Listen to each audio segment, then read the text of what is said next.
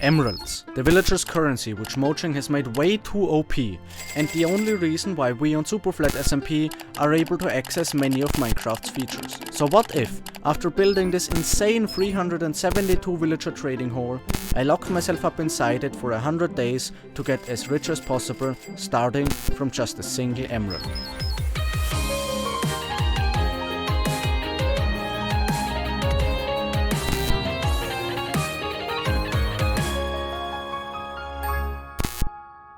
After entering my trading hall, thousands of opportunities presented themselves to spend my emerald. How in the world would I ever decide among all of these? What in the universe do I do? Buy a bookshelf, break it and get 3 emeralds. Buy eggs, buy bookshelves, break it, 3 emeralds. And by buying glass and selling paints I can make even more profit. Clock intervention time. Do you see this clock? I thought this is morning and this is evening, and I was gonna use this to keep track of time as I'm locked inside this mansion. But after waking up on day 1, I learned that this is how it really works.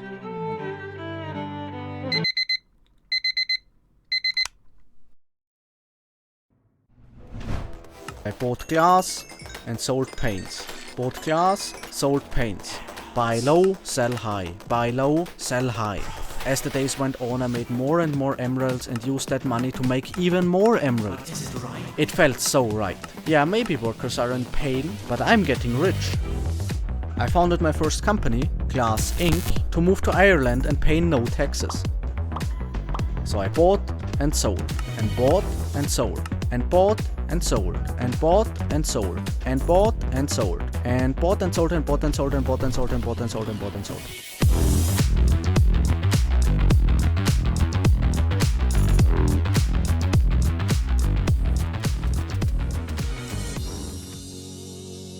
But it didn't feel good anymore. I didn't feel good anymore. This can't be it. There must be more in life than just money. And it's unfair.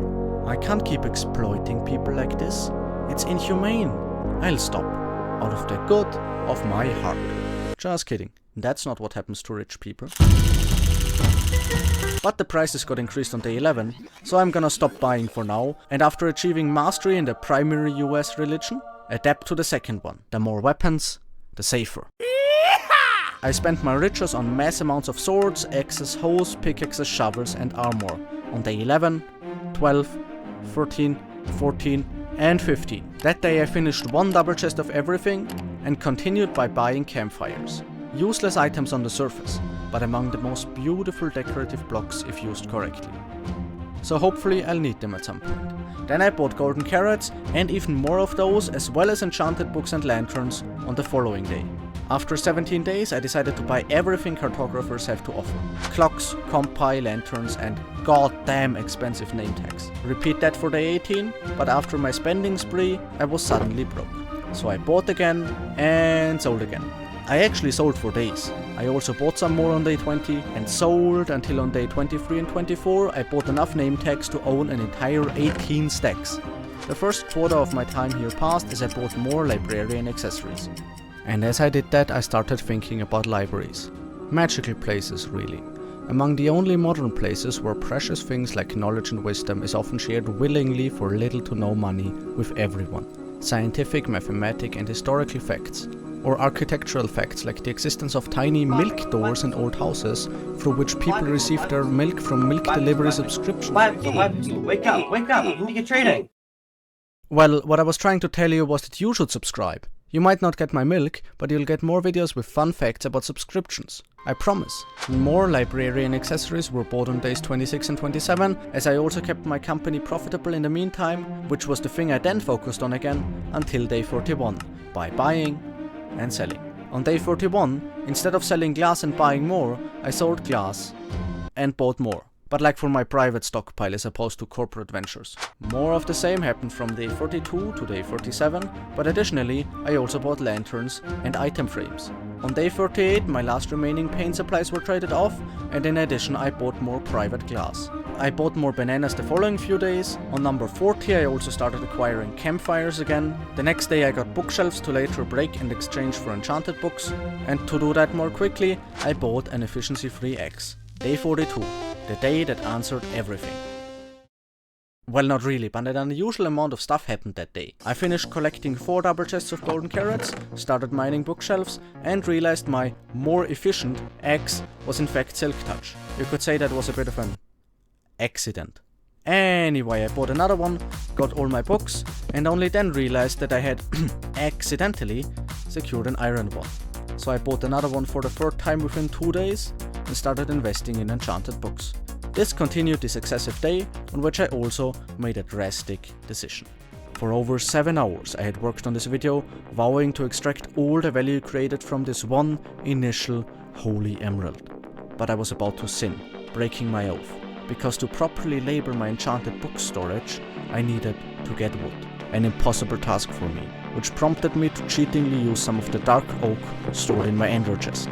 This would result in far-reaching consequences. It didn't even work, you couldn't read a thing. Guess I'm gonna have to do without those. But what I did do successfully that day was reach level 400. This challenge was started on 299. Just for context, that increase is equivalent to roughly 27.371 ender dragons, or about 1 ender dragon every 1.571005809. I think you get the point. Enchantment books and campfires were procured on day 44, and at night I made a list of all the types and quantities of enchantments I needed. I bought enchantments and campfires until reaching the halfway point of this challenge, and further until day 53, when I managed to fill 1 double chest with campfires, and enchantment books until day 55, when I was finally done with those 2. Just kidding, I just ran out of emeralds and had to do some more business. I continued buying enchanted books until day 62, when I was still missing some efficiency books, but had obtained all others. So while focusing on my business again, I decided to start conquering the hardest of the hallways. Mazes. 128 of them lined up in the longest of the 8 corridors, selling the greatest variety out of all the item categories. Building blocks. Day 64, Mason Efficiency Profit. Day 65, Profit. And that's it. Day 66, making a list of everything I still wanna get. Day 67, Mason's Efficiency. Day 68, Profit. Dang it, how did I get stuck here? Day 69, Efficiency, Masons, avoiding stupid jokes. Day 70, Masons, the rest of the efficiency books, Profit. Day 71, Masons, Profit. Okay, let's be honest, that's just stress-inducing. Let's narrate this a little more laid back again. From day 72 to day 74, I traded with the Masons, got more emeralds, and bought more bookshelves and glass for my personal stockpile. And after the last quarter of this challenge introduced itself, I started purchasing tons of things. Redstone lapis, glowstone bookshelves, glass bread, pumpkin pie apples, golden carrots terracotta, glazed terracotta quartz, and arrows. But besides that, nothing interesting happened. Until, in my script, it just says, over. So I guess we're done. Okay, Wout, or however you say his name's gonna visit now. So I gotta send him the coords. Yes, I can see you emerge. So I did a challenge where I spent 100 days straight just trading with villagers. These chests are the result. All of them basically are completely filled with items. Whoa. And if you turn around again behind you, there's 1 double chest of every type of enchantment book. Cool. So this is all the stuff I got in the end. And with that, I would ask you to like and subscribe, maybe comment if you liked the video, and click on some of the stuff that I put here on the end card. This is gonna be my outro from now on, because I don't want to record this more often than I have to.